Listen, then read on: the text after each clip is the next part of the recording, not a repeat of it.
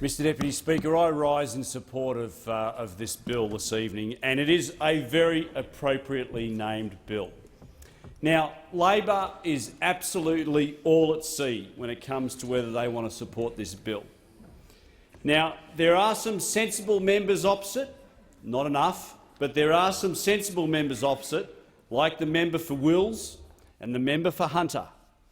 They seem to be the only ones who understand the lesson that Labor should have learned at the last federal election.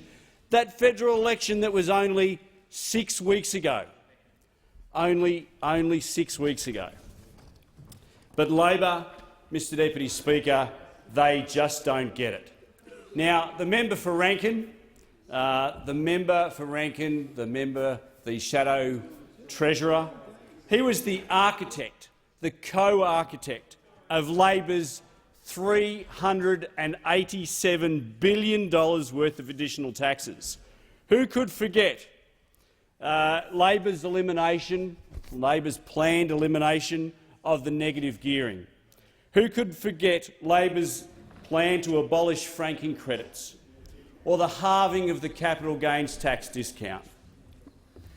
$387 billion worth of additional taxes that the shadow treasurer was the co-architect of.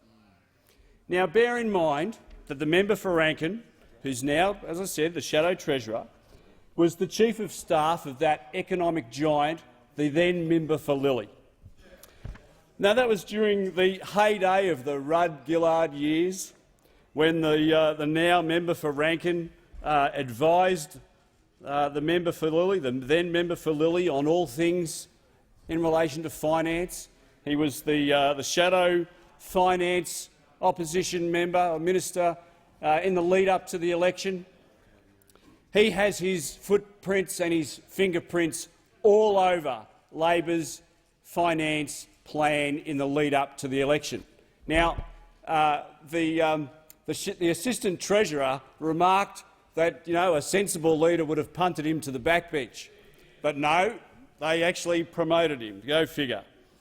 Now, the member for Rankin, the shadow treasurer, says that Labor has a plan. Now, the problem is he didn't say which plan he was talking about, because Labor's had a few plans on this particular bill. Mr Deputy Speaker, if you look at their various positions that they've had, just in the last few days. Now, one, they said that they don't support these tax cuts because it'll benefit the top end of town. Now, the reality is that these tax cuts are targeted towards low to middle income earners, the sort of constituents that those members opposite purport to represent. Then they said they won't support it because Labor also argues that it shouldn't be asked to commit to a tax cut in the medium term, but it has absolutely no problem in saddling up the Australian people to long-term spending commitments.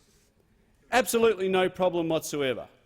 Labor has no problem in any type of long-term spending plans, and yet they won't commit to long-term tax cuts.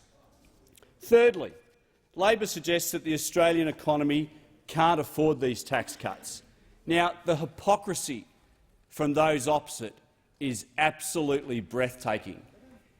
6 weeks ago, they were arguing to the Australian people that they wanted to increase $387 billion worth of additional taxes just 6 weeks ago. And now the co-architect of that plan is coming in here and saying, oh, no, all Australians should now be getting a tax cut. Well, you can't have it both ways. You cannot have it both ways. Well, no, you can't have it both ways. But, Mr Deputy Speaker, Australians know that they can't trust Labor. We all know that. They know that they should look at what Labor do, not at what they say. what they did in the lead up to the last election, they showed their true colours. They showed that they were a high-taxing, high-spending party that believes in anything but private enterprise. And now they would come in here 6 weeks later, they've had their road to Damascus moment, and now they say, oh, everybody should get a tax cut, without any way of showing how they're going to fund it. Everybody should get a tax cut now, according to those opposite. The hypocrisy of those opposite is absolutely breathtaking.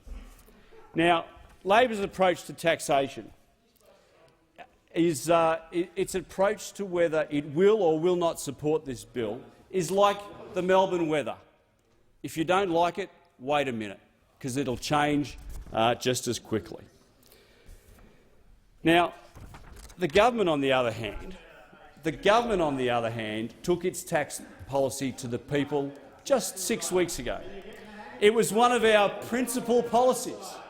Now, we know that the Australian people know that, but the member for Rankin, the Shadow Treasurer, he has no clue. Now, after his so-called listening tour, he tried to argue that the government doesn't have a mandate to introduce this bill because he said the government didn't really prosecute its tax agenda during the election.